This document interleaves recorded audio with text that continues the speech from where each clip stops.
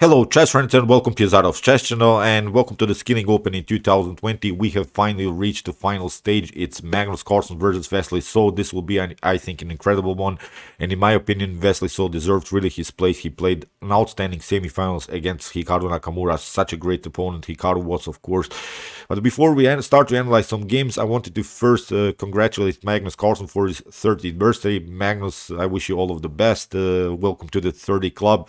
I'm already 6 years there, and I hope that Magnus Carlsen can really play so strong like he's playing for more and more years. I wish him really all of the best in his career. And I've been asked now many times, what do you think? How long can Magnus Carlsen stay at the top?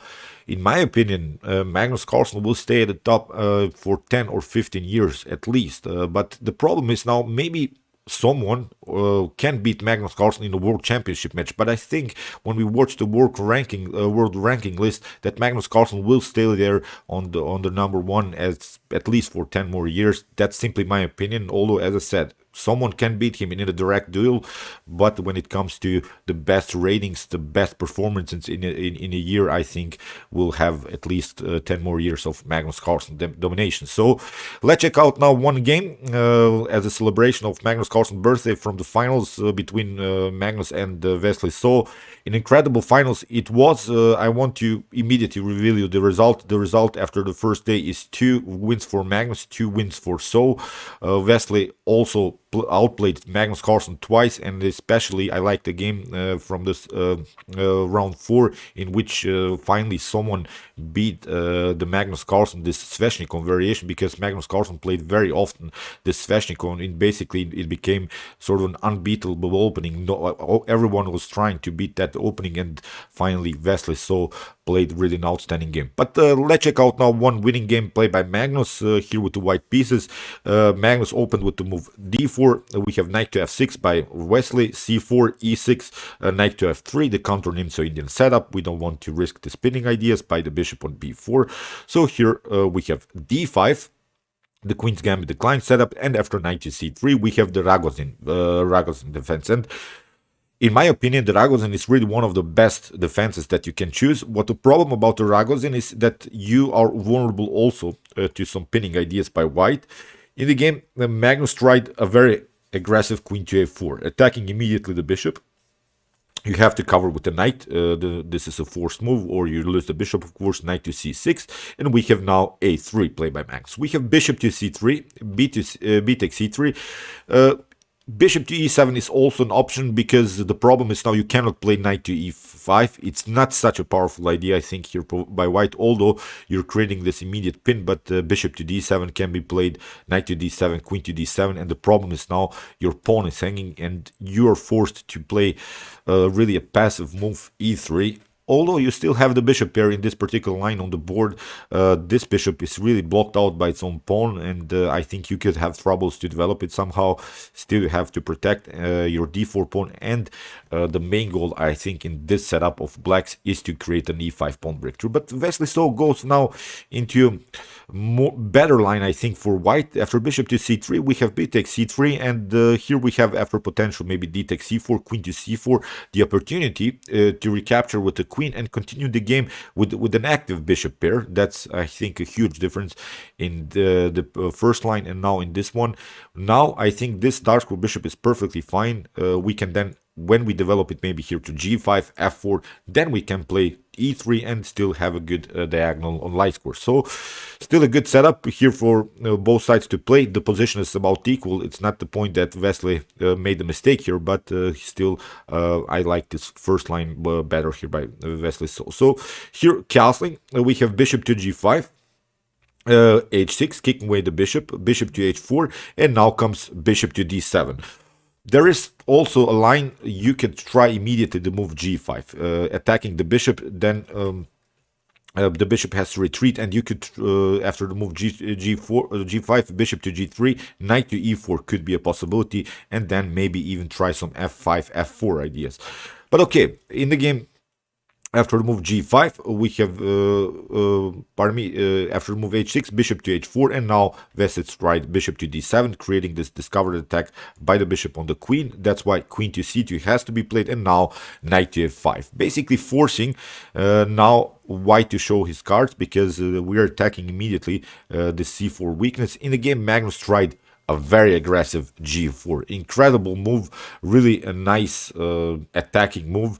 It's not a mistake. It's maybe not the best suggested line by the engine, but it's really an interesting idea. g4 immediately, splitting the pawn structure in front of the king. That's the main goal here. g5 and breaking the position, because you have already weakened your pawn structure a little bit with the move h6.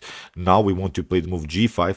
In the game, Wesley tried g5. Here, maybe a better continuation is simply to play d takes c4, and after something like g5, h takes g5, bishop to g5, still white has this very annoying pin. But I think we could play knight to b3 followed with bishop to c6. That would be, I think, a good defensive strategy, because here white is threatening, of course, some e4 e5 ideas. And after the move knight to b3, maybe rook to d1 can be played, but now still maybe bishop to a4 here, or maybe bishop to c6 is also very interesting for black as a defensive setup.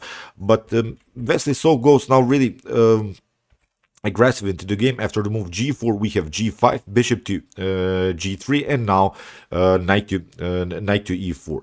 In the game, Magnus tries e4, h4 immediately, splitting the pawn structure in front of the king. He has now his opportunities on the king side, and suddenly white is much better here in the continuation.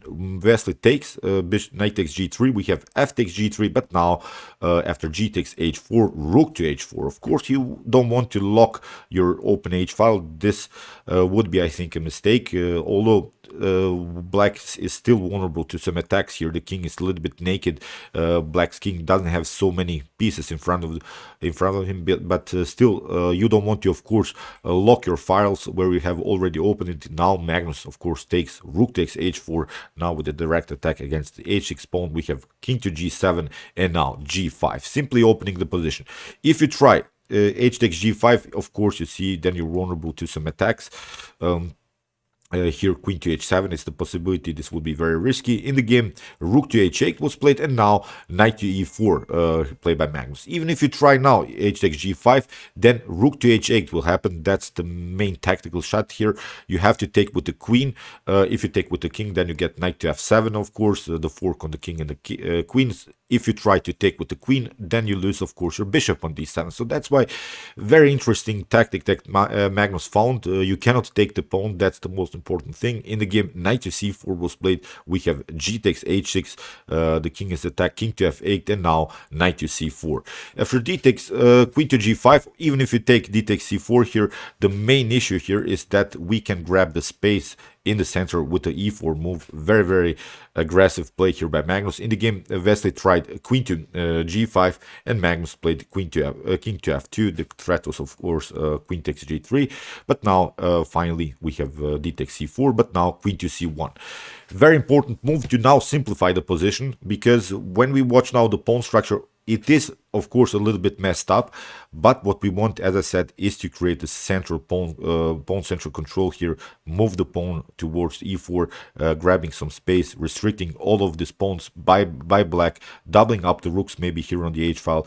Also, the c4 is a weakness. It has to be protected, so really a comfortable game here for white. So in the game, queen to f6, we have queen to f4, again forcing the trades of queens, king to f6, and now comes this idea, bishop to g2, of course, first attacking. c6 maybe here better for black in the game. Rook to b8 played by Wesley So. c6 maybe try some b5 ideas, and then maybe a6 to really create some kind of firm pawn structure here on the queen side.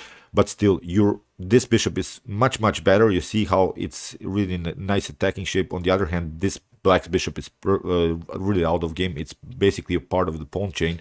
It's simply defending all of the slice score pawns.